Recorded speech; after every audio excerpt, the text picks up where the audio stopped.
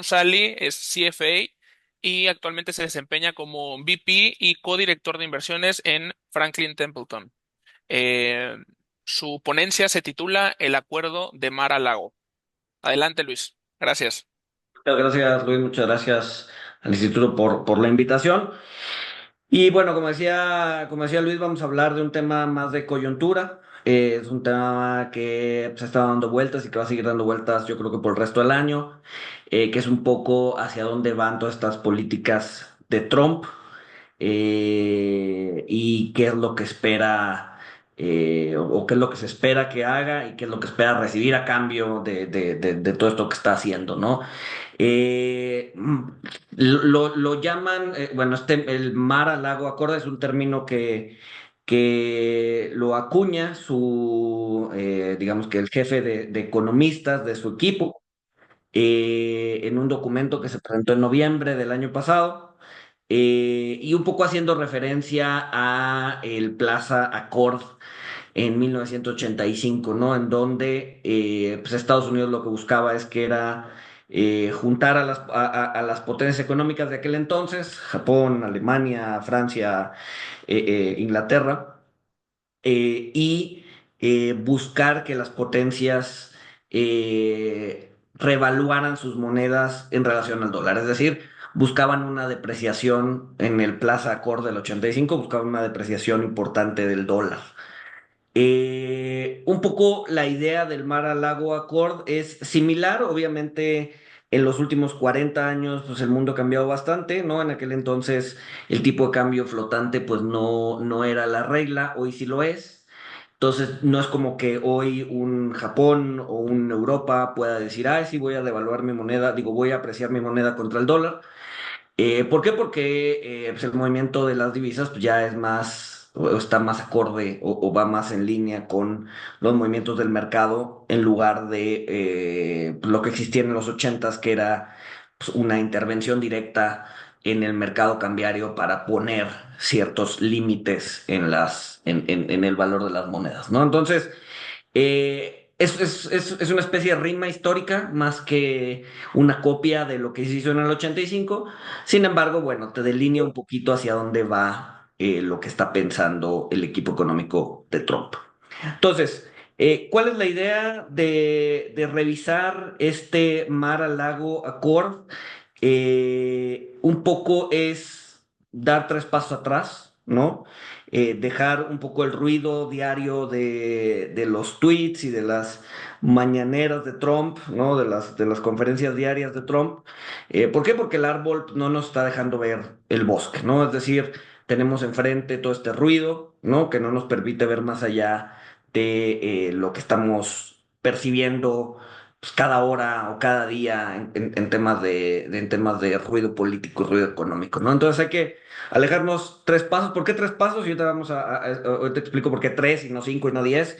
Digo, más bien, ahí es una licencia poética, porque creo que pues el Mar a Lago Accord se divide en tres pasos, ¿no? Entonces hay que entenderlos para un poco entender qué es lo que nos espera en los siguientes 4 años, ¿no? Esto es un poco el resumen ejecutivo, ¿no? Trump en realidad no es un fenómeno aislado, ¿no? Es el resultado de varios problemas estructurales de Estados Unidos, problemas de todo tipo, social, político, económico, etcétera, etcétera. Obviamente aquí por ser una ponencia más económica, pues me centro solamente en la parte económica, no tanto en la parte social o política. Pero bueno, Trump es el resultado de pues, varios problemas estructurales, entre ellos un par de problemas económicos.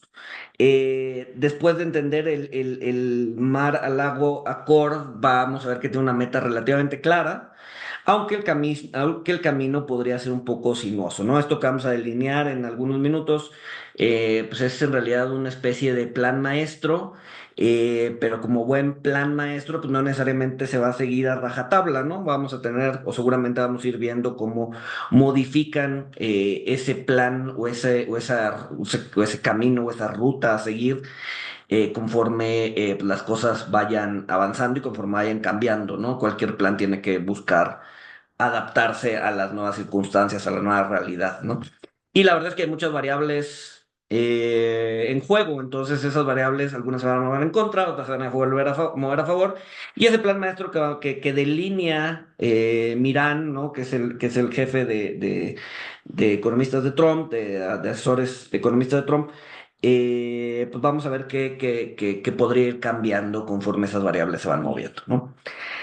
Eh, ¿Qué incluye este plan? Pues en esencia incluye aranceles, incluye revaluación y poner a trabajar los activos del gobierno, mejorar posición financiera y todo esto atado a un marco de defensa que vamos a ver más adelante. Hoy Trump está negociando como si tuviera todas las cartas, no, obviamente no las tiene, ¿no? Esto que está haciendo Trump no es un ajedrez, ¿no? En el ajedrez no hay azar, no hay riesgo, no hay suerte, ¿no? En el azar es mera estrategia. En el póker no, ¿no? El póker puedes tener la peor mano del póker, ¿no? Si estás jugando Texas Hold'em, la peor mano que te pueden dar es un 2-7 y aún así ganar con un 2-7 aunque tu contrincante tenga un par de ases arriba, ¿no? Entonces, eh, Trump definitivamente tiene una buena mano, ¿no? Tiene una buena mano de póker, tiene dos ases arriba. Sin embargo, pues muchas cosas se pueden mover para que no necesariamente esos dos ases le den la victoria hacia adelante, ¿no? Al final del día, la realidad es multivariada y muchas veces, pues esas variables se pueden mover fácilmente en tu contra, ¿no? Hablando de la región, ¿no? En temas o sea, creo que los temas recurrentes van a ser seguridad, migración, comercio, van a seguir siendo fuentes de incertidumbre, ¿no? Hay que saber en qué lugar de la mesa estás sentado y cuál es tu posición frente a Trump, ¿no? O sea, al final Estados Unidos es la economía fuerte y puedes jugar de dos formas distintas, ¿no? Y vemos a los dos socios principales que tiene Estados Unidos, México y Canadá. México sabe que es el rival débil, México sabe que es el David en esta guerra de David contra Goliat. Y entonces pues, no se puede poner a un enfrentamiento cuerpo a cuerpo, ¿no? Tiene que ser un poquito más inteligente, tiene que ser tiene que actuar sabiendo que es la persona débil y intentar jugar como está jugando Trump a esa misma altura, amenazando, poniendo aranceles a diestra y siniestra, etcétera, etcétera, pues solamente va a traer o solamente va a ser negativo para México. Canadá no lo terminó de entender, ¿no? Si bien Canadá podría ser una economía más grande que México, pues no le ha no le ha caído el 20 de que pues, sigue siendo una economía débil, ¿no? Débil en comparación con Estados Unidos, es el rival débil. Y Canadá pues, sí se ha puesto al tú por tú con Estados Unidos, y pues eso ha hecho que las negociaciones con Canadá sean mucho más complicadas, más ríspidas y tengan que haber eventos como los que pasó con el gobernador de Ontario, en donde se envalentona, empieza a poner aranceles a Trump, Trump le dobla los aranceles y a las 2 horas, pues el cuate se tiene que echar para atrás, pedir disculpas, salir con la cola entre las patas, ¿no? Entonces, en ese sentido, pues México lo ha hecho mejor que Canadá en temas de negociación y creo que el resto de los países pues tiene que hacer un buen análisis de conciencia, de autoconocimiento para saber realmente en qué parte de la mesa están sentados. Hay países con más poderes que otros y no puedes actuar, bueno, ya sabiendo que Estados Unidos pues, es el más poderoso, nos guste o no nos guste, pues tienes que actuar en consecuencia, ¿no? Entonces, bueno, Trump bueno, hay varios síntomas económicos para poder entender a Trump y para poder entender qué es lo que quiere Trump, ¿no? Cuando Trump habla de hacer América grande otra vez, tiene en mente una cosa, ¿no? Tiene en mente a una América post Segunda Guerra Mundial, una América, un Estados Unidos industrializado, un Estados Unidos manufacturero, un Estados Unidos donde no necesariamente dependía de cadenas de suministros globales, no, ellos hacían lo que consumían. Sin embargo, eso pues se ha deteriorado, ¿no? Ahorita vamos a ver un par de métricas. Entonces, cuando Trump habla de Make America Great Again, está hablando de un Estados Unidos industrializado, un Estados Unidos manufacturero. Eh, uno de los síntomas que ha hecho que Estados Unidos pierda atractivo dentro de los mercados globales, que Estados Unidos pues no necesariamente sea un foco de consumo de las naciones externas. Generalmente las naciones externas van a venderle a Estados Unidos, no tanto a comprarle a Estados Unidos. Por eso este desbalance del que habla Trump en la balanza comercial trae un déficit, ellos compran más de lo que venden.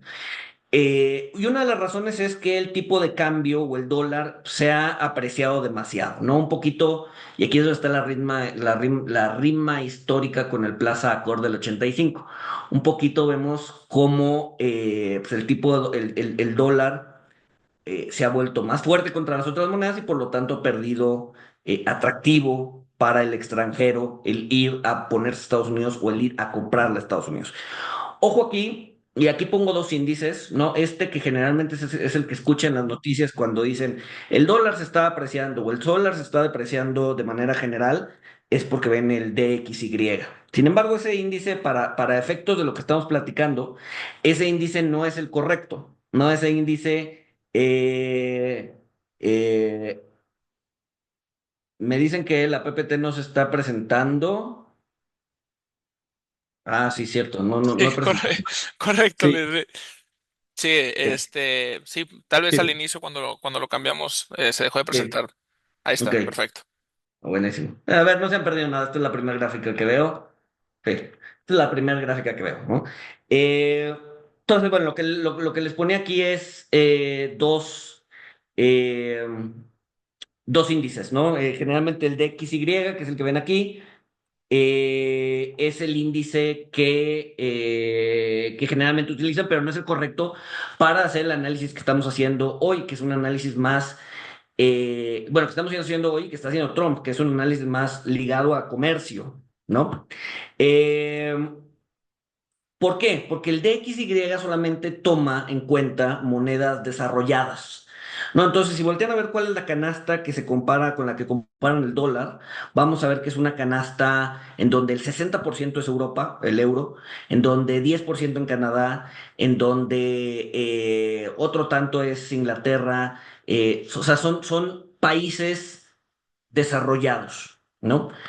Sin embargo, el comercio importante con Estados Unidos, pues no nada más se da en países desarrollados, ¿no? Entonces, lo que tenemos que ver o a lo que Trump le interesa es que, dado que el comercio es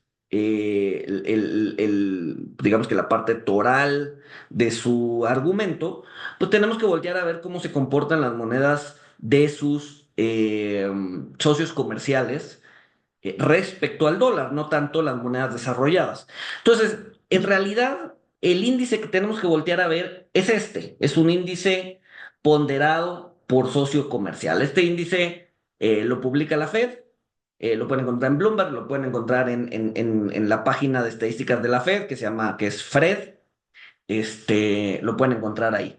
Y vemos cómo, si volvemos a ver el DXY, vemos cómo en los últimos 25 años, pues prácticamente el dólar no se ha depreciado, ni se ha apreciado, está prácticamente igual. Obviamente ha tenido momentos de depreciación, después tuvo momentos de apreciación, pero en esencia los últimos 25 años pues, no ha habido cambios. ¿Qué ha pasado, sin embargo, con el dólar ponderado por socio comercial? Vemos cómo, pues sí, se ha apreciado, ¿no? Vemos que empieza en 100, está en 120, alrededor de 120, es decir, se ha apreciado 20%. Esa es la apreciación que a Trump le duele. No, ese índice, para que se den una idea, a ver, en el DXY México ni siquiera pinta, o sea, no está. China no está, ¿no? Sin embargo, en el dólar ponderado por socio comercial, el euro, en lugar de pesar 60, pesa 20. México, que no está en el DXY, pesa 15. Canadá, que pesa 10 en el DXY, pesa 15 también en el dólar ponderado por socio comercial. China en el DXY no está y en el dólar ponderado por socio comercial pesa 15. Entonces, ahí ya tienes cerca del 60-65% de las monedas o de los socios comerciales representados, ¿no? Europa 20, Canadá 15, México 15, China 15, ¿no? Eh, entonces, ese es el que realmente tienes que ver. Y ese es el que realmente se ha apreciado. Y ese es el que Trump quiere depreciar, ¿no? Entonces, no le interesa una depreciación generalizada del dólar, en realidad le interesa una depreciación contra los contra los socios comerciales. ¿Y para qué?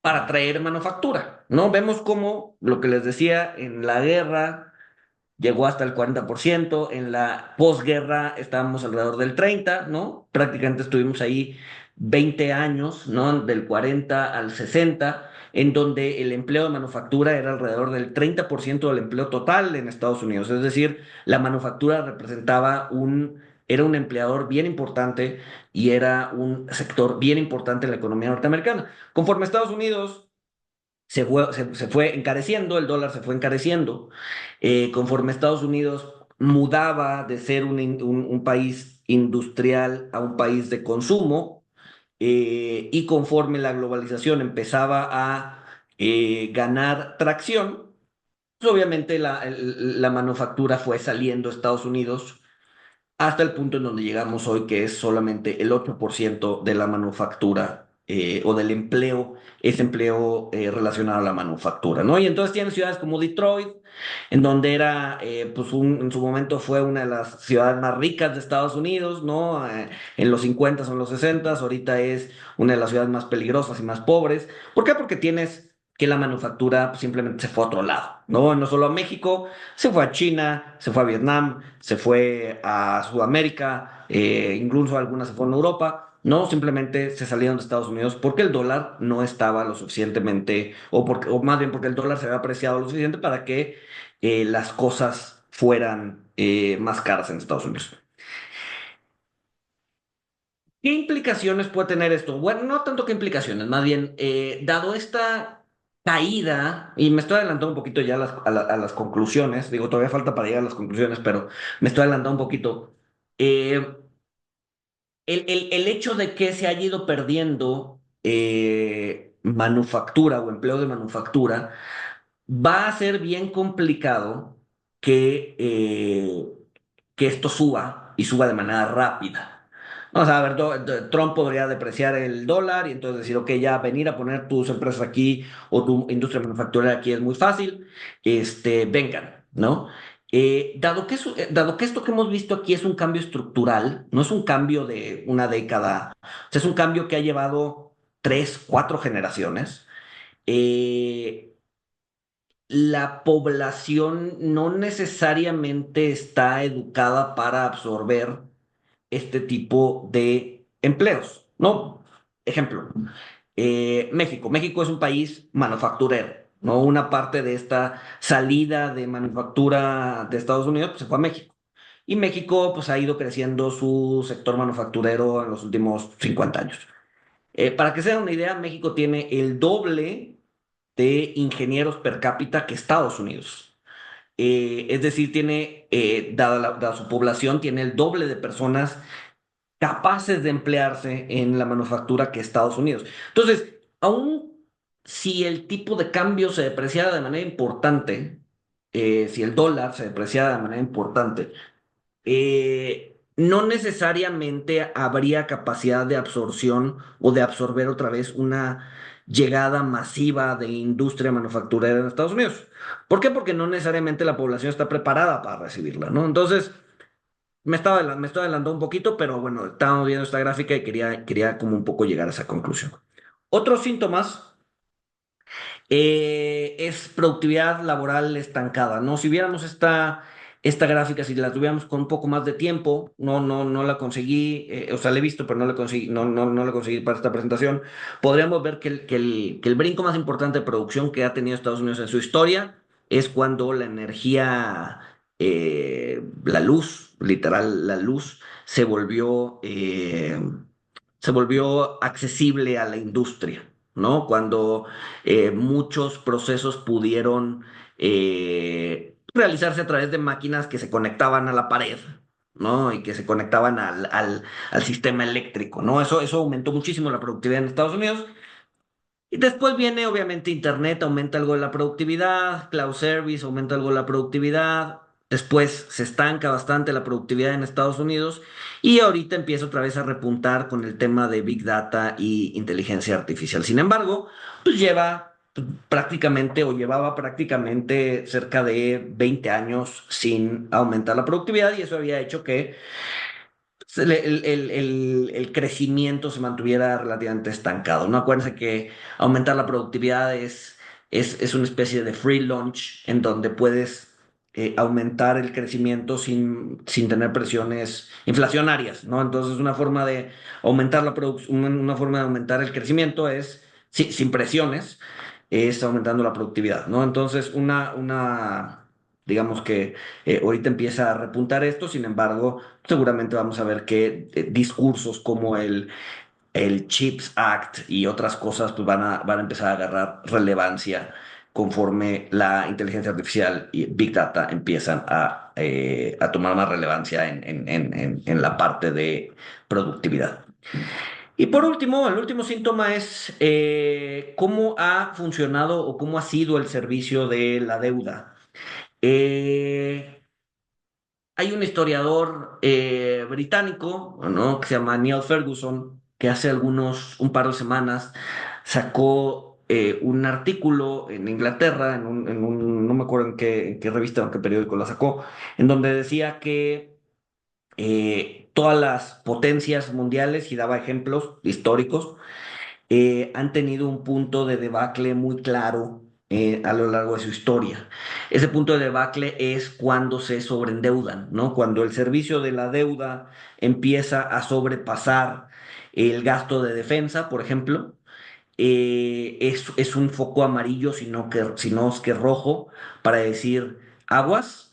eh, Podría venir una debacle de tu poderío económico, militar, social, etcétera, etcétera, ¿no? Históricamente así ha sido, cuando las potencias se sobreendeudan, cuando prácticamente la mayoría del gasto se va en pagar intereses, eh, pues entonces la potencia empieza a caer. Eh, Estados Unidos ya sobrepasó ese límite, lo sobrepasó en octubre del 2022. Los intereses de la deuda o el costo de servir la deuda se ha elevado muchísimo. Prácticamente en 3 años se multiplicó por tres, bueno, casi por dos, entre 2,5. 482 billions a 1,133 billions, de tal forma que pues esta tendencia es imperante para Estados Unidos regresarla a un nivel más manejable, ¿no? Entonces, eh, si se fijan, ahí estoy empezando a ligar un tema de gasto de defensa, servicio de la deuda, sanear finanzas públicas, etcétera, etcétera. Entonces, bueno, esos son los síntomas. El primer paso del plan de Trump, del Mar-a-Lago Accord, es aranceles, ¿no? Y esta frase que pongo aquí es una frase sacada del documento de Mirán, que creo que sumariza bastante bien lo que Estados Unidos o lo que pretenden estas políticas, ¿no? Venderle a Estados Unidos no es un derecho, es un privilegio que debe ganarse. Y eso sumariza lo que están intentando hacer, ¿no? Y todo ese discurso de, pues durante años han abusado de nosotros, los trade deals que tenemos son los peores que se han hecho en el mundo, vamos a hacer el trade deal más hermoso que hay. Un poco la retórica de Trump, esta retórica que tiende a exagerar las cosas, ¿no? Eh, Vemos, pues a ver, todos los días cambia, ¿no? Esta tablita, pues es un ejemplo de lo que habían puesto hasta hace poco. Sin embargo, pues todos los días cambia. Hoy, en 1 hora y media, va a anunciar tarifas para los autos. Vamos a ver cómo impacta el mercado automotriz. Pero bueno, estas tarifas, pues en cierta medida sí van a ayudar a recaudar algo de impuestos. Sin embargo, es una especie de juego y lo dice Mirán en su artículo, en su paper, es una especie de juego de carrot and sticks, es decir, golpes y dulces, digamos, por traducirlo al español, ¿no? En donde pues, primero te golpeo. después luego te doy un dulce para que suavices un poco la situación al momento de negociar. Si no es suficiente, entonces te vuelvo a golpear, pero después te traigo a la mesa con algún dulce que te ofrezco. Entonces, este es el primer golpe que da Trump, ¿no? ¿Por qué? Porque es su estilo. Primero te golpea antes de venir o de traerte a la mesa a negociar. Y esos son los aranceles, una especie de golpe que le da a sus socios comerciales pues, para sacudirlos y para que quieran negociar, ¿no? Obviamente estos aranceles pues, han traído incertidumbre, ¿no? Esa incertidumbre tanto en Canadá como en Estados Unidos, digo, como en México, la incertidumbre está en sus máximos históricos y eso pues obviamente ha tenido cierto efecto en peso y dólar. Sin embargo, digo, tuvo un efecto inicial, sin embargo, el mismo Miran en su paper dice, a ver, aranceles generalizados no tienen sentido. No tiene sentido porque van a tener el efecto contrario de lo que queremos. Es decir, un arancel generalizado va a hacer que, hablando particularmente de México y Canadá, va a hacer que el peso mexicano o el dólar canadiense se deprecien, ¿no? Y que el dólar se aprecie y pues eso no quieres eso, ¿no? Ese no es el endgame de Trump, no es a lo que quiere llegar. Sin embargo, aranceles targeteados, aranceles específicos, aranceles bien pensados, pues podrían tener el efecto contrario, podrían hacer que por un tema de oferta y demanda de dólares, el dólar se deprecie y el resto de las monedas se aprecie, ¿no? Y es un poco lo que hemos visto con el peso, ¿no? A pesar de que hemos visto amenazas generalizadas de aranceles, de que ya hoy por hoy ya hay, o sea, ya entraron en vigor algunos aranceles específicos al acero, al aluminio, a todos los productos que no entren bajo el TEMEC, por ejemplo, bajo el Tratado de Libre Comercio. Todos esos ya traen aranceles. A pesar de eso, pues el peso se ha apreciado, ¿no? El peso no hemos visto una depreciación del peso, ha tenido una apreciación el peso de alrededor, y se los digo ahorita, de alrededor de 3,5% en lo que va del año, ¿no? Entonces, ciertos aranceles pues generan o según el documento este, podrían generar una apreciación del peso o una depreciación del dólar. Pues obviamente algunos estados son más golpeados que otros, ¿no? Por en el caso de México, pues ya dijo Sheinbaum, la presidenta, salió a decir que pues, el 3 de abril van a ver si hacen algún arancel retaliatorio. Obviamente esos aranceles pues, van a ir enfocados a productos muy específicos que vengan de estos estados, ¿no? ¿Para qué? Para golpear pues a ciertos, a cierta base de Trump. Y además, bueno, el mercado, adelantándose un poquito a los aranceles, pues se ha aumentado muchísimo más ese déficit, ¿no? Esta idea de pues que el mercado no es dinámico, pues es falsa, ¿no? Vemos cómo tras el anuncio de aranceles, o más bien tras la amenaza de aranceles, pues la gente ha importado más, la gente de Estados Unidos ha importado más, un poco para cubrirse en el corto plazo de posibles fluctuaciones que pueda llegar a traer las mercancías que importan, ¿no? Un poco de dolor, ¿no? Y este va ligado con una de las últimas gráficas que tengo. Trump llega a la presidencia con una promesa clara, que es mejorar la vida del americano promedio, ¿no? El americano promedio estaba, o sea, si bien la inflación iba para abajo, o bueno, no para abajo, sino más bien se estaba ralentizando, pues el nivel de precios no, ¿no? Hay que recordar que inflación y nivel de precios son cosas distintas. La inflación es el cambio en el nivel de precios, ¿no? El nivel de precios seguía alto, ¿no? Lo que subió durante la pandemia, durante el pico inflacionario, pues los bienes y servicios no han bajado de precio, ¿no? Simplemente están subiendo un precio a un ritmo relativamente menor. Eso, el votante promedio aquí en México, en España, en Estados Unidos, pues, no lo entiende, ¿no? Cuando ellos hablan de bajar la inflación, pues ellos esperan que la docena de huevos cueste menos o la hogaza de pan cueste menos. Sin embargo, Trump viene con ese mandato, con esa promesa, ¿no? Y cuando llega dice, ¿sabes qué? Ok, sí. pero denme chance. No, esto no va a pasar en el corto plazo. Viene un poco de dolor, ¿no? Si imponemos tarifas, y aquí vemos una imposición general de tarifas, le podría costar al promedio de la población o a la mediana de la población cerca de $1,200 al año. Además, pues sí puede, o sea, si hay tarifas, pues sí van a venir con ciertos aumentos de precio. Entonces, ese malestar que está teniendo la población de Estados Unidos, pues no es un malestar que vaya a acabar pronto, ¿no? Y de hecho, y ahora sí, adelantándome un poquito a la gráfica que vamos a ver más adelante, Trump es, o sea, llega con una convicción fuerte de hacer lo que quiere hacer, pero no llega con un mandato fuerte, ¿no? Es decir, él cree que lo que está haciendo es lo correcto, pero no tiene un respaldo generalizado de la población.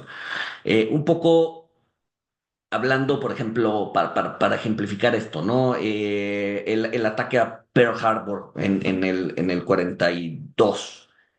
Eh, Antes de eso, la gente de Estados Unidos no quería ir a la Segunda Guerra Mundial. Era una guerra que no les incumbía, que no, o sea, en donde no tenían participación, ¿no? Aunque Franklin Delano Roosevelt sí quería entrar y estaba apoyando a los ingleses de maneras extraordinarias, pues la población general no lo quería, ¿no? Entonces Franklin Delano Roosevelt tenía la convicción, pero no tenía el mandato. No podía entrar a la guerra si la población pues, no lo aceptaba. Después de Pearl Harbor, el mandato cambió, ¿no? Y entonces toda la población empezó a apoyar la entrada a la guerra y entonces fue cuando Estados Unidos pudo entrar a la guerra. Lo mismo sucede aquí. Trump tiene la convicción, pero no tiene el mandato. Para que se den una idea, en los últimos 70 años, este mandato de Trump es el segundo peor mandato en términos de popularidad al inicio de su mandato, solo derrotado por Trump en su primer mandato, ¿no? Es decir, Trump, tanto en su primer mandato como en su segundo mandato, no es un presidente al que lo apoye la mayoría. Y vamos a ver también en esa gráfica que no solo no lo apoya la mayoría, sino que hay una polarización bien importante. No hay, o lo quieres o lo odias. Y no hay tintas medias, no hay medias tintas, perdón. Como con otros presidentes, en donde lo apoya, no sé, el 50%, lo desaprueba el 10% y al otro 40% le da igual, ¿no? A Trump no, a Trump o lo odias o lo apoyas. Y gente en medio es realmente muy poca, ¿no? Entonces, esa polarización puede hacer que su mandato de llevar a cabo todo lo que está llevando a cabo, pues no sea tan factible, ¿no? Pero me estoy adelantando. ¿Qué implica este dolor? ¿Qué implica esta incertidumbre para los mercados? Implica un mercado volátil, ¿no? Y lo vemos en la Primera Guerra Comercial, 2018, enero de 2018, empieza a escalar la Primera Guerra Comercial. ¿Qué es lo que hace el S&P? Pues tiende a moverse lateral en todo ese periodo. Cuando la guerra comercial termina, entonces la incertidumbre acaba y el S&P retoma su tendencia alcista. Entonces, ¿qué es lo que puede pasar en esta ocasión? Pues es exactamente lo mismo, ¿no? Y no porque sea el S&P o porque sea una guerra comercial, sino simplemente porque al mercado no le gusta la incertidumbre. Y ante la incertidumbre, pues tiende a tomar pues cierto, digamos que, cierta distancia para evitar caer en esos problemas, ¿no? Entonces, pues sí, ¿qué podríamos esperar del S&P y en esta guerra comercial? Pues que se mueva de manera eh, lateral, ¿no? ¿Y cuánto va a durar la guerra comercial? Pues la verdad es que podría durar todo el año. Entonces, no lo comenté al inicio, pero de hecho una de las recomendaciones es ser cautelosos en equity en este periodo, ¿no? Esta inflación no es una palabra que ha estado dando vueltas y que podría concretarse, por lo menos en el corto plazo, no unos aranceles que podrían ser inflacionarios, una idea de que Estados Unidos está ralentizando y es una ralentización a raíz de lo que está haciendo Trump. Si recuerdan, en diciembre del año pasado, la narrativa imperante era el excepcionalismo de Estados Unidos, ¿no? Estados Unidos era diferente al resto del mundo, al resto a Japón, a Inglaterra, a Alemania, ¿no? Ellos estaban sin crecer o crecían muy poco y Estados Unidos estaba creciendo al 3%, consumía muchísimo, contrario a otros países, ¿no? Entonces Estados Unidos se separaba de sus pares. Ahorita esa narrativa se puso en pausa, ¿no? Hay una pausa del excepcionalismo de Estados Unidos para dar paso a una narrativa más o menos atractiva, que es inflación, que es recesión, y todo mientras pues este ruido político pues se siga dando, ¿no? Entonces el primer paso es ese, el primer paso es, te pongo aranceles, te pego, eh, una vez golpeado, pues vienes a la mesa a negociar. Lo que busca con esto es un poco la depreciación del dólar, un poco reindustrializar Estados Unidos. Eh, ¿Cuántas veces hemos escuchado decir a Trump, oye, mira, si esta empresa viene y se pone en este estado o adentro de Estados Unidos, pues no va a tener que pagar aranceles, ¿no? Entonces, pues vengan y pónganse aquí, ¿no? El problema con ese argumento es pues que no puedes agarrar la planta de coches y llevártela toda completa a Estados Unidos, ¿no? Para que realmente suceda esa reindustrialización, pues tiene que ser una política sostenida a lo largo del tiempo por años, si no es que décadas. Entonces, bueno, ahí ya estamos un poco futureando sobre si la persona que le siga a Trump va a sostener esas políticas y de ser así, entonces sí podríamos ver una reindustrialización muchísimo más completa en Estados Unidos. 4 años de ruido para después desestimar las políticas que están llevando a cabo hoy, pues realmente no van a mover la aguja en términos de industrialización. Pero bueno, es un poco hacia dónde va Trump. La segunda es mejorar la posición fiscal. Si Estados Unidos fuera una empresa, pues sería una empresa quebrada. No podrías ver su balance general, no tienes activos que son igual a los pasivos más el capital. Y pues, Estados Unidos tiene de activos cerca de 6.000 millones de dólares, 6.000 trillones de dólares o 6 trillones de dólares, contra pasivos de 45 o 46 trillones de dólares. ¿Eso qué implica? Pues que, dado que activos es igual a pasivos más capital, pues que tiene un capital de menos 40 trillones de dólares. Si fuera una empresa, pues podrías recapitalizarla. Simplemente le metes lana, recapitalizas, mejoras tu balance. El problema es que Estados Unidos pues, no le puedes meter lana a un país, no le puedes meter dinero a un país, ¿no? No lo puedes recapitalizar. Entonces tienes que, para mejorar tu balance, pues tienes que hacer, o tienes dos formas de hacerlo. Uno es mejorando tus activos y otro es bajando tus pasivos, ¿no? Eh, Del lado de los activos, una forma de bajar los activos, de mejorar los activos es revaluándolos, ¿no? Ya hemos escuchado que pues, el oro que tienen en Fort Knox está valuado a $42 la onza, el precio actual está en 3.000, entonces podremos revaluarlo y pues con eso tenemos un par de trillions para mejorar el balance. Pero también tienes el tema de los activos productivos o la tierra, ¿no? Para que se den una idea. Cerca del 28% de la tierra de Estados Unidos pertenece al gobierno federal, ¿no? Prácticamente pues, un poquito menos de una tercera parte. En forma de parques naturales, en forma de reservas, en forma de muchas otras cosas. En esas zonas, pues hay minerales y hay, digamos que recursos naturales para ser explotados que no están siendo explotados. Entonces, toda esa tierra, que además puede revaluarse, puede además empezar a generar flujo. A través de dando concesiones para que se exploten recursos naturales en ese pues, casi 30% del territorio de Estados Unidos, ¿no? Entonces, pues es un poco lo que están pensando ellos para reevaluar los activos en Estados Unidos, ¿no? ¿Qué ganas con mejorar tu balance?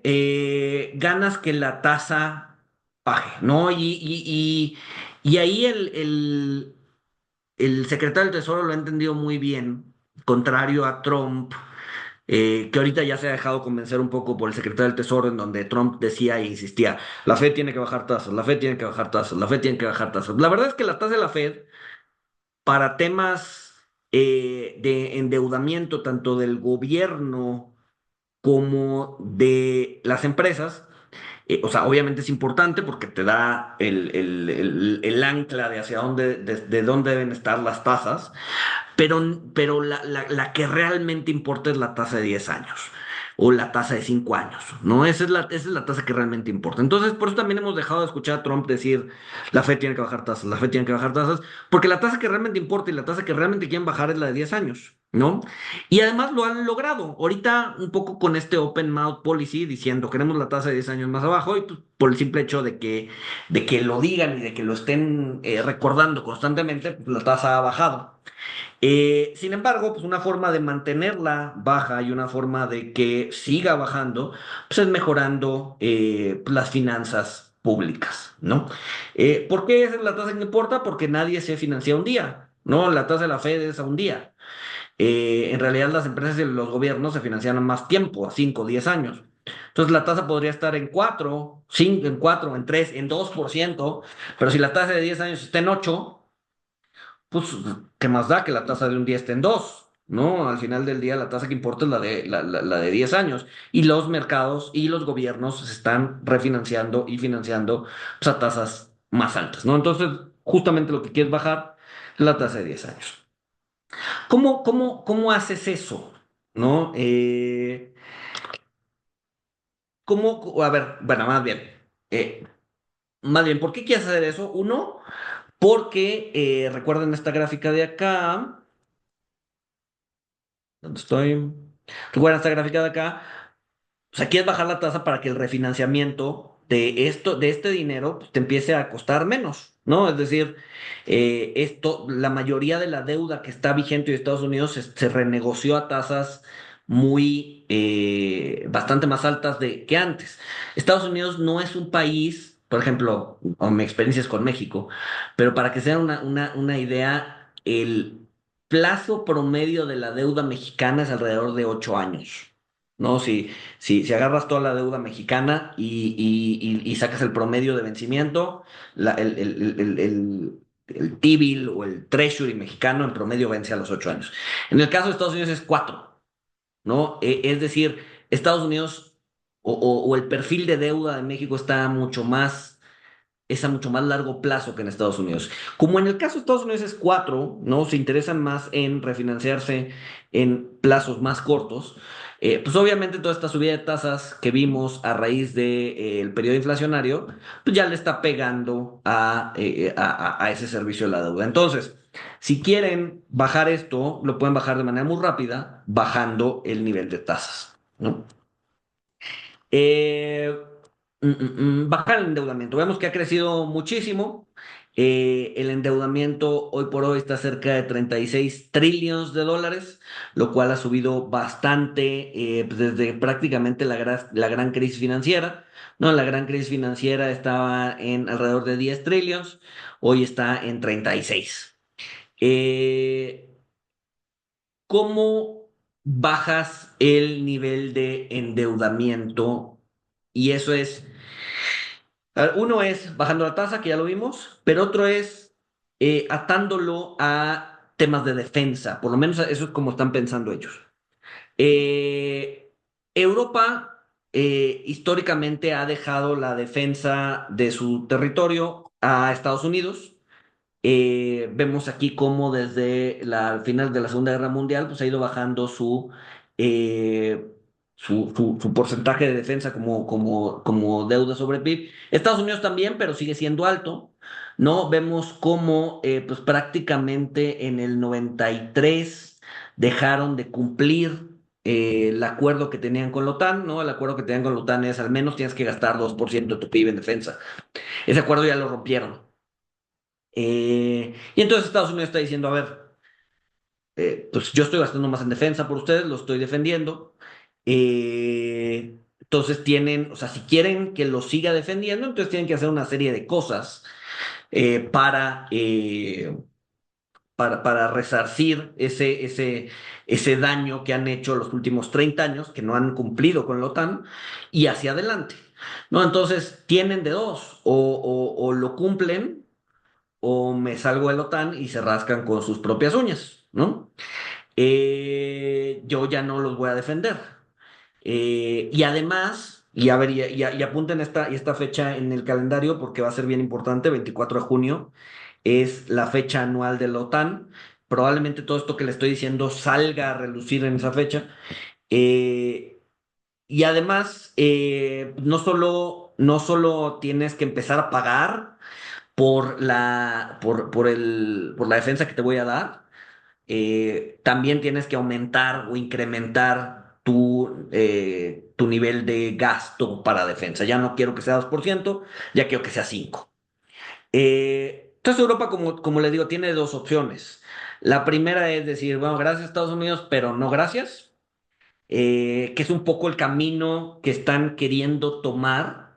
Por ejemplo, Alemania diciendo, vamos a elevar el techo de la deuda, vamos a incurrir en déficits, contrario a décadas de disciplina fiscal, ¿no?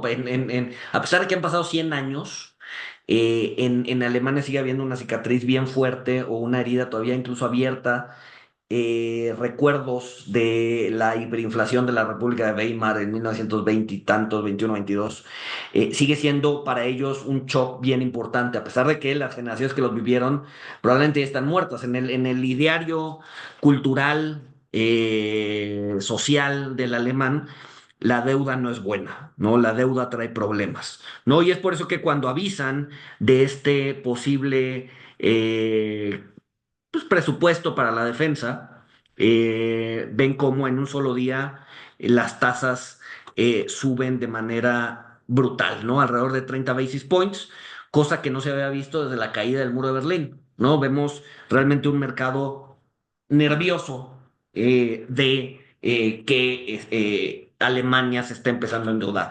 Y a ver, y Alemania no es un país que realmente esté tan endeudado como Estados Unidos. Alemania, la deuda de Alemania, si mi memoria no me falla, es cerca del 40% del PIB. México está en el 52, Estados Unidos está en el 120, Japón está en el 300 y cacho. ¿No? Entonces, no, o sea, realmente no es un problema la deuda alemana. Sin embargo, el mercado no está cómodo con lo que están haciendo. Si bien ahorita están más relajados, los niveles alcanzados una vez que se anunció el presupuesto, pues no han cambiado, siguen siendo altos, ¿no? Entonces, la pregunta es, ¿le va a dar para defenderse sola a Inglaterra? ¿Qué tanto más puede aguantar las finanzas públicas o el mismo mercado este incremento en el déficit? Esa es la gran pregunta. Ese va a ser al final del día el gran contrapeso de si Europa va a poder defenderse sola o no. Si resulta que no, entonces Estados Unidos puede decir, ¿sabes qué? Gastas más en defensa, me pagas algún fee por defenderte y además me ayudas a sanear mis finanzas públicas. Por ejemplo, pues todos ustedes que tienen treasuries en la panza, ¿no? Cerca de 8 trillones de treasuries, ¿qué les parece que me los regresan? Bancos centrales, ¿qué les parece que me los regresan? Yo, en lugar de eso, les doy un treasury cupón cero, que no paga intereses, a 100 años, ¿no? De tal forma que pues, esos 8 trillones que yo tengo de pasivo contra tus bancos centrales, pues se pueden bajar de manera, se pueden hacer prácticamente cero, ¿no? ¿Por qué? Porque al final le dio un cupón cero, acuérdense que se evalúa a descuento, dado que son a 100 años, pues un cupón cero que tiene un valor nominal de 100 seguramente va a terminar valiendo $1 o $2. Entonces, pues eso te reduce, o sea, tu nivel de endeudamiento se reduce bastante y tu servicio de la deuda se reduce bastante porque no paga intereses. No es suficiente para sanear por completo las finanzas públicas. Al final del día son 8 trillones de los 45 trillones que tienen de pasivos. Eh, pero es algo. No, no es suficiente, pero es algo. Y eso podría ayudar por lo menos a paliar parte de el problema que es sanear el otro lado de la balanza, del balance general, que es sanear los pasivos, ¿no? En resumen, ¿no? ¿Qué es lo que, o a qué se refiere el mar al lago Accord? Estados Unidos le da al resto del mundo seguridad y acceso al mercado de Estados Unidos. Acuérdense de esta frase de venderle a Estados Unidos no es un derecho, es un privilegio que debe ser ganado.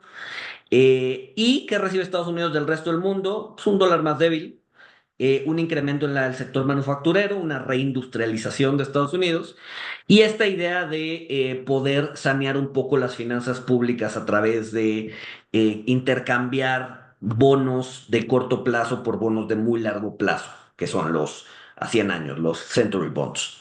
¿Cómo o cuáles son las dos herramientas que van a utilizar? Pues uno son los aranceles, ¿no? Para ejercer presión en los países. Y el otro es un fondo soberano, ¿no? Que, dado que no pueden los países, como en el 85 simplemente decir deprecia tu moneda y listo, o aprecia tu moneda y listo, pues que en un fondo soberano pues puedes estar interviniendo en los mercados cambiarios para ejercer ese dólar débil si es que fuera necesario, ¿no? Eh, Problemas, como les decía, pues puede haber un tema de recesión, o sea, son muchas variables las que están tocando, ¿no? Entonces, no es fácil controlarlas todas, algunas se te van a mover en contra, otras a favor.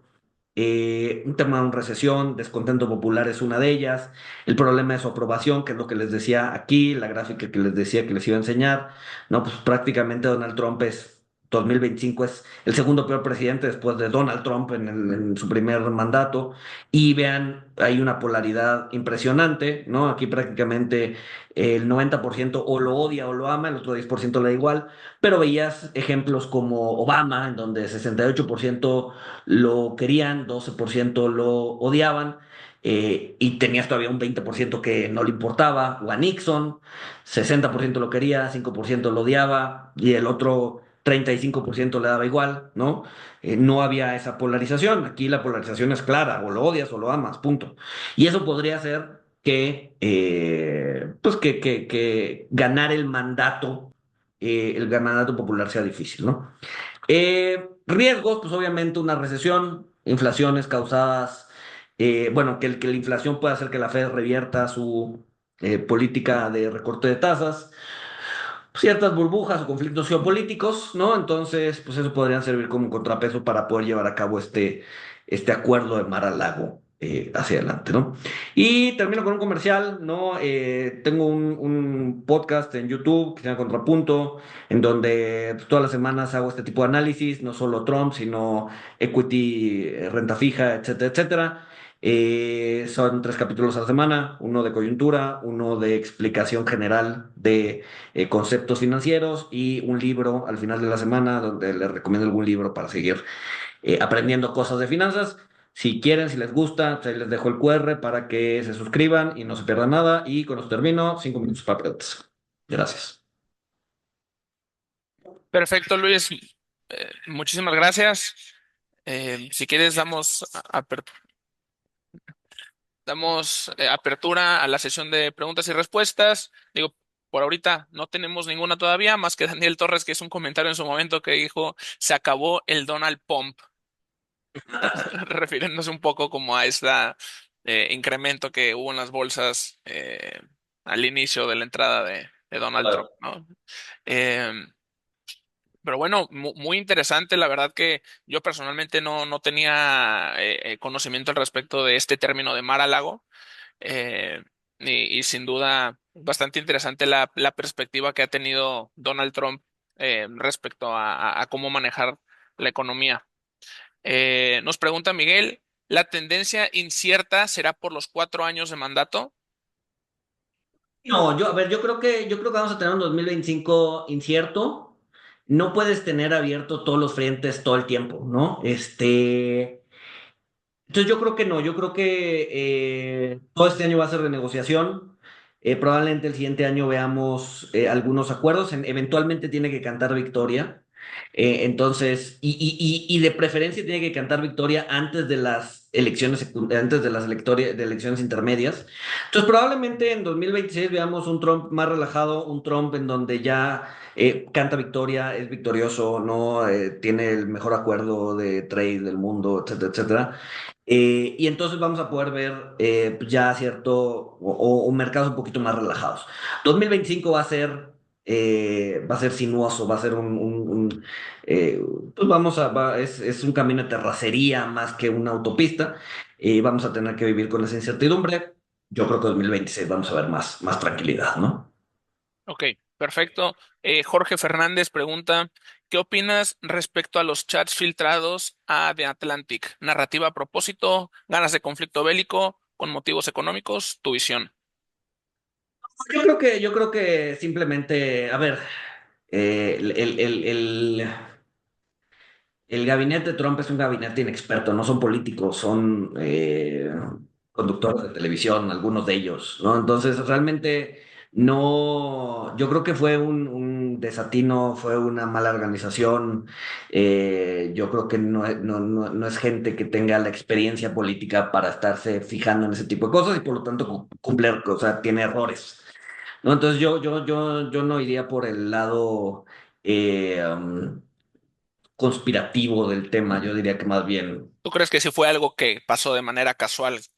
pues sí, más bien yo creo que fue un error Ajá, por sí, sí, parte sí. del equipo, ¿no? Ya, ok, perfecto.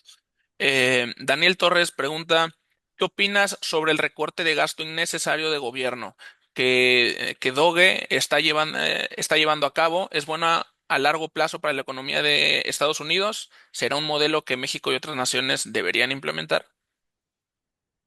Pero o sea, lo que buscan es un gobierno más ligero, ¿no? Realmente no te mueve las cifras en términos de presupuesto. O sea, al final del día, Estados Unidos es una aseguradora con un ejército, ¿no? Eso es prácticamente en bienestar social más defensa, pues, se te va el 80, el 90% del presupuesto. Entonces, realmente recortar burocracia, pues sí, te libera algo de recursos, pero realmente no es un tema importante. Yo creo que más bien es la señal que es hacer un gobierno más ligero, eh, demostrar que están haciendo algo, que están limpiando el pantano, pero no creo que es algo que te mueva las agujas. Y más bien yo creo que Estados Unidos le copió a México porque eh, pues los últimos 7 años pues hemos visto eso del lado mexicano, ¿no? En la burocracia o la gente que trabaja en el gobierno se ha ido saliendo o le han estado despidiendo. Entonces el gobierno en México se ha vuelto más ligero. Eso pues, tiene sus pros y sus contras, ¿no? Pero más bien yo creo que hablando particularmente de Estados Unidos y México, pues es algo que llegó para mantenerse por lo menos un rato, ¿no? Veo que Ok, preguntan si alguien, que si Trump se reelegirá. La verdad es que legalmente ya no puede reelegirse, ¿no? O sea, solo puede ser presidente 8 años, ya fue 4, está haciendo los últimos 4, entonces técnicamente no podría reelegirse. Pero bueno, habría que ver si se cambia la constitución o no, ¿no? Tenemos el caso, o sea, esa regla se puso después de Delano Roosevelt. Delano Roosevelt tuvo 4 periodos, 4 mandatos seguidos. Cuando sale, la gente dice, no, pues esto no está padre, ¿no? Entonces vamos a limitarlo a 8. Trump ya va a cumplir sus 8 después de este mandato, entonces técnicamente no puede reelegirse, por lo menos no bajo la legislación actual, ¿no? ok.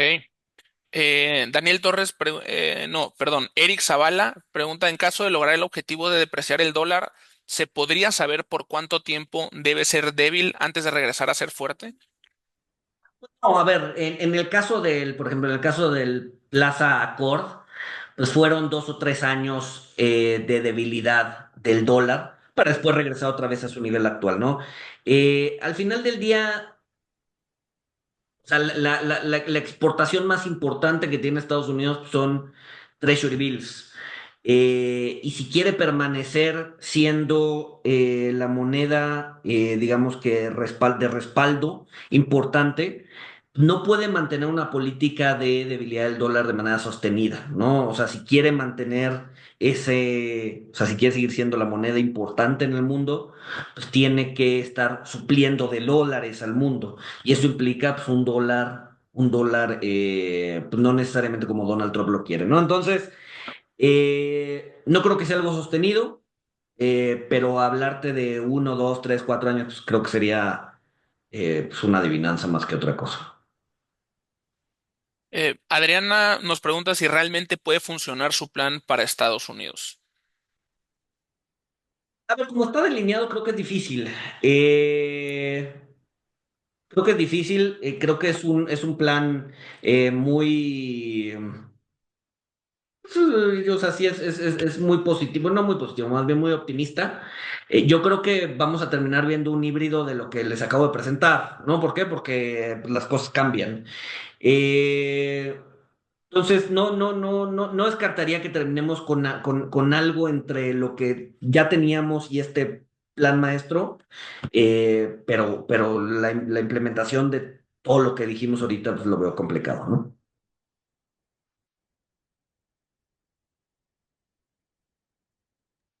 Listo, está muteado. Iván Sánchez pregunta: ¿la reducción o limitación en el presupuesto del sector energético slash energías renovables tendrá afectaciones fuertes en Estados Unidos?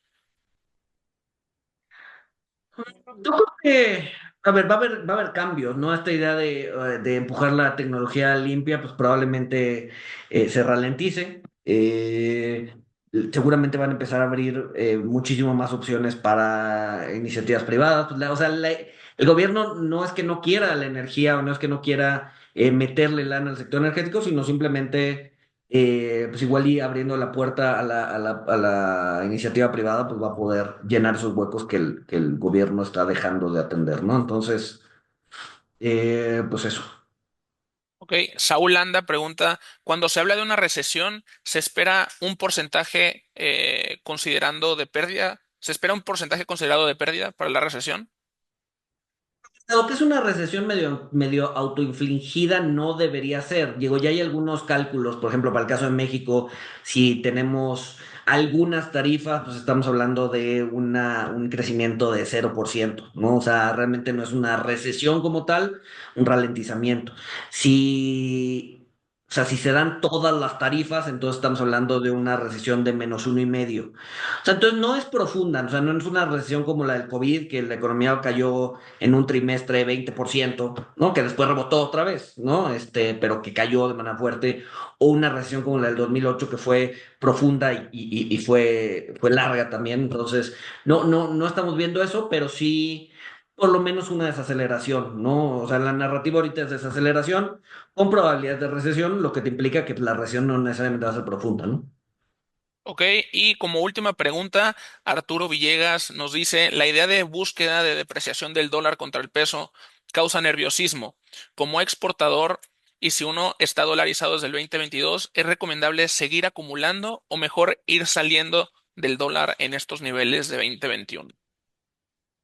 Mira, sobre todo si en el corto plazo la idea de Trump es ver un dólar débil y un peso o un dólar canadiense fuerte, yo no estaría tan positivo en dolarizarme hoy, ¿no? Y a ver, y lo hemos visto, lo vimos a lo largo del sexenio pasado, ¿no? En donde muchas veces nos cantaron, ahí viene el lobo, ahí viene el lobo, ahí viene el lobo, y pues, o sea, los que se dolarizaron a 24 pues tuvieron que, o sea, perdieron medio la camisa, ¿no? Entonces, eh, si tienes dólares, yo me quedaría con ellos, seguirme dolarizando a estos niveles, con esta retórica, con este plan de Trump, creo que podría ser peligroso o doloroso. Buenísimo. Pues muchísimas gracias, Luis. Antes de despedirnos, voy a dejar también en el chat tanto tu LinkedIn como tu perfil de X para que te puedan seguir. ¿Ya? Eh, Digo, si quieres nada más de manera breve, Paloma nos dice que si rápidamente pudieras repetir la idea de mar a lago. O sea, en esencia son dos cosas. Bueno, no son dos cosas. La idea, ¿no? Y ese es el resumen que puse. La idea es que Estados Unidos le dé seguridad al mundo y que le dé acceso a su mercado, tanto de consumo como a su mercado financiero. Y que Estados Unidos reciba del mundo pues, un dólar más débil, un sector manufacturero más grande y un saneamiento de las políticas o de la deuda de Estados Unidos a través de un swap de deuda de corto plazo por largo plazo, ¿no? Así es muy grosso modo de lo que trata el mar al agua Accord. Perfecto, Luis. Pues muchísimas gracias. Excelente ponencia sobre estos insights económicos de Estados Unidos que creo yo no son tan conocidos como deberían. Entonces, muchísimas gracias por la ponencia. Ya dejamos tus redes sociales en el chat por los que quieran seguirlo y definitivamente el podcast de Luis es un podcast muy increíble que recomiendo ampliamente para las personas que estén interesados en todos estos temas económicos.